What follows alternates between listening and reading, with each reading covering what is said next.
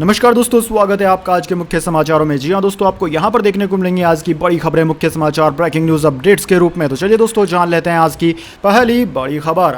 आम आदमी पार्टी सांसद बोले प्रस्ताव पर फर्जी दस्तखत सिर्फ अफवाह, विशेषाधिकार समिति को भेजी शिकायत में भी फर्जीवाड़ा, दस्तखत जैसे शब्दों का इस्तेमाल नहीं। जी हां दोस्तों, आम आदमी पार्टी के राज्यसभा सांसद राघव चड्ढा ने गुरुवार को कहा कि उनके खिलाफ जो फर्जी दस्तखत कराने की शिकायत की गई है वह सिर्फ अफवाह है। भाजपा ने आरोप लगाया कि राघव चड्ढा ने दिल्ली सर्विस बिल को सेलेक्ट कमेटी के पास भेजे जाने का जो प्रस्ताव राज्यसभा में पेश किया उसमें सांसदों के फर्जी दस्तखत कराए गए हैं। भाजपा की शिकायत के बाद यह मामला संसद की विशेषाधिकार समिति के पास जांच के लिए भेजा गया है। राघव चड्ढा ने पार्टी नेता संजय सिंह के साथ गुरुवार को एक प्रेस कॉन्फ्रेंस की। उन्होंने कहा कि भाजपा लगातार दुष्प्रचार कर रही है, झूठ बोल रही है, सच बताने के लिए मुझे सामने आना पड़ा। राघव चड्ढा ने एक दस्तावेज मीडिया को दिखाया। इसके बाद दोस्तों अगली बड़ी खबर, अविश्वास प्रस्ताव पर बोले मोदी, यह हमारे लिए शुभ। विपक्षी अलायंस पर कहा यह इंडिया नहीं घमंडिया गठबंधन है, इसमें सबको प्रधानमंत्री बनना है।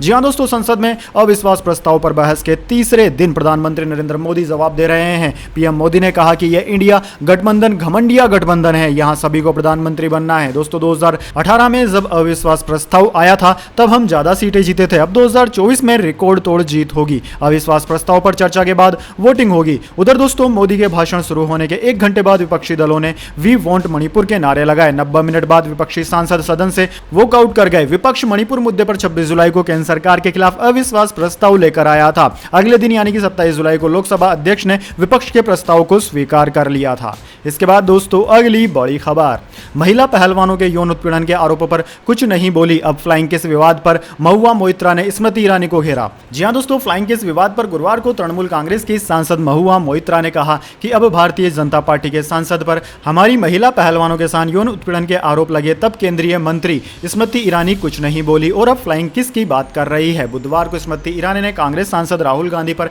गंभीर आरोप लगाया कि संसद से जाते समय उन्होंने फ्लाइंग किस का इशारा किया, जबकि उस समय महिला सांसद भी बैठी थी। इसके बाद कई महिला बीजेपी सांसदों ने राहुल के खिलाफ शिकायत भी दर्ज की। अब इस मुद्दे पर सत्ता पक्ष और विपक्ष के बीच नया विवाद शुरू हो गया है। जहां बीजेपी राहुल गांधी पर हमलावर है तो वहीं कई विपक्षी सांसद राहुल के समर्थन में आ गए हैं। न्यूज एजेंसी पीटीआई से बात करते हुए महुआ मोइत्रा ने कहा कि जब बीजेपी सांसद पर हमारी चैंपियन रेसलर्स के साथ यौन उत्पीड़न के आरोप लगे तब केंद्रीय महिला एवं बाल विकास मंत्री ने कुछ नहीं कहा, अब वह फ्लाइंग किस की बात कर रही है। इसके बाद दोस्तों अगली बड़ी खबर, मुंबई में विपक्षी गठबंधन इंडिया की बैठक में शामिल होंगे जयंत चौधरी, अटकलों के बीच साफ कर दिया रुख।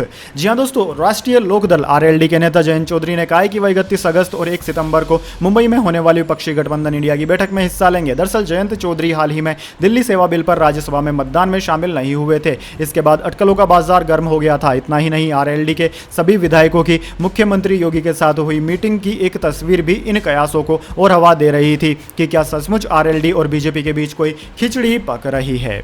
इसके बाद दोस्तों अगली बड़ी खबर, बीसीसीआई ने पिछले 5 वर्षों में 4,298 करोड़ टैक्स चुकाया। फाइनेंशियल ईयर 2021-22 में 4,542 करोड़ का मुनाफा भी कमाया। जी हां दोस्तों, भारतीय क्रिकेट कंट्रोल बोर्ड बीसीसीआई ने पिछले 5 साल में 4,298 करोड़ रुपए का टैक्स चुकाया है। बीसीसीआई को वैसे तो कई सोर्सेज से टैक्स में छूट मिलती है, लेकिन बोर्ड अपना इनकम टैक्स चुकाने और उसे उजागर करने से पीछे नहीं हटता। बीसीसीआई का यह data financial minister Pankaj Chaudhary ने राज्यसभा में 8 अगस्त को बताया। बीसीसीआई ने पिछले 5 साल का मिलाकर 4,298.12 करोड़ रुपए का टैक्स दिया है। बोर्ड ने 2017-18 में 596.63 करोड़ रुपए, 2018-19 में 815.08 करोड़ रुपए, 2019-20 में 882 करोड़ रुपए और 2021-22 में 1159.20 करोड़ रुपए का टैक्स चुकाया। इसके बाद दोस्तों अगली बड़ी खबर, यूपी विधानसभा में मोबाइल ले जाने पर लगा बैन, बीजेपी सहित सभी दलों के विधायकों ने किया विरोध। जी हां दोस्तों, उत्तर प्रदेश के विधायक नई नियम पुस्तिका में प्रस्तावित राज्य विधानसभा में मोबाइल फोन ले जाने पर प्रतिबंध के खिलाफ हैं। विधायकों ने पार्टी लाइन से ऊपर उठकर सोमवार को सदन में पेश मसौदा नियम पुस्तिका में संशोधन पेश किया। उन्होंने प्रश्नकाल की अवधि बढ़ाने, हर साल विधानसभा की बैठक 90 दिन करने, पूरक प्रश्नों की संख्या बढ़ाने, सदन के कामकाज में महिला सदस्यों को बड़ी भूमिका और उन अधिकारियों के खिलाफ कार्रवाई की मांग की है जो सदस्यों की तरफ से की गई कॉल को रिकॉर्ड करके इसे सोशल मीडिया पर वायरल करते हैं। इसके अलावा दोस्तों यूपी विधानसभा में और भी कई सारे नियम बदले जा रहे हैं। धीरे धीरे जानकारी मिलने पर हम आपको उनके बारे में भी बताएंगे। इसके बाद दोस्तों अगली बड़ी खबर, राज्यसभा में चुनाव आयुक्त की नियुक्ति से जुड़ा बिल पेश, विपक्ष ने कहा यह सुप्रीम कोर्ट के आदेश को कमजोर करने की कोशिश। जी हां दोस्तों, केंद्र सरकार ने गुरुवार को राज्यसभा में मुख्य चुनाव आयुक्त सीईसी और अन्य चुनाव आयुक्त ईसीएस की नियुक्ति को रेगुलेट करने से जुड़ा बिल पेश किया। बिल के मुताबिक आयुक्तों की नियुक्ति 3 सदस्यों का पैनल करेगा, जिसमें प्रधानमंत्री, लोकसभा में विपक्ष का नेता और कैबिनेट का मंत्री शामिल होंगे। राज्यसभा में कांग्रेस, आम आदमी पार्टी सहित अन्य विपक्षी दलों ने इस विधेयक का विरोध किया। विपक्षी दलों ने कहा कि सरकार सुप्रीम कोर्ट की संविधान पीठ के आदेश के खिलाफ बिल लाकर उसे कमजोर कर रही है। सुप्रीम कोर्ट ने मार्च 2023 में एक आदेश में कहा था कि सीईसी की नियुक्ति प्रधानमंत्री, चीफ जस्टिस ऑफ इंडिया और विपक्ष के नेता की सलाह पर राष्ट्रपति करेंगे। इसके बाद दोस्तों अगली बड़ी खबर, बीजेपी पर असदुद्दीन ओवैसी का तंज, मोनू को डार्लिंग बना दिया। पता चल गया कि भारत छोड़ो आंदोलन का नारा मुसलमान ने दिया था, तो ये लोग उसे भी नहीं बोलेंगे। जी हां दोस्तों, एआईएमआईएम चीफ असदुद्दीन ओवैसी ने गुरुवार को लोकसभा में अविश्वास प्रस्ताव पर चर्चा के दौरान केंद्रीय गृह मंत्री अमित शाह पर निशाना साधा। ओवैसी ने कहा कि कल हमारे गृह मंत्री ने कहा कि भारत छोड़ो, अगर उन्हें पता चल जाए कि भारत जोड़ो का नारा एक मुसलमान ने दिया था, तो वे यानी कि अमित शाह वो भी नहीं बोलेंगे। असदुद्दीन ओवैसी ने आगे कहा कि यूसुफ मेहर अली ने भारत छोड़ो का नारा बनाया, जिसको महात्मा गांधी ने पूरे देश में एक पैगाम के रूप में दिया। आज कहना चाहिए कि चाइना भारत छोड़ो, गोरक्षक मोनू मानेसर जो आज आपका डार्लिंग बन गया है, उसको बोलो भारत छोड़ो। हैदराबाद के सांसद ने कहा कि आप तुष्टीकरण की राजनीति कर रहे हो। केंद्र सरकार जो राजनीति कर रही है उससे नुकसान देश को होगा। मैं प्रधानमंत्री मोदी से पूछना चाहता हूं कि क्या देश बड़ा है या हिंदुत्व गोलवालकर की विचारधारा बड़ी है। इसके बाद दोस्तों अगली बड़ी खबर, क्या सोचा था क्या हो गया, गलती हुई, भारत जाना चाहती हूं, पाकिस्तान गई अंजू का झलका दर्द।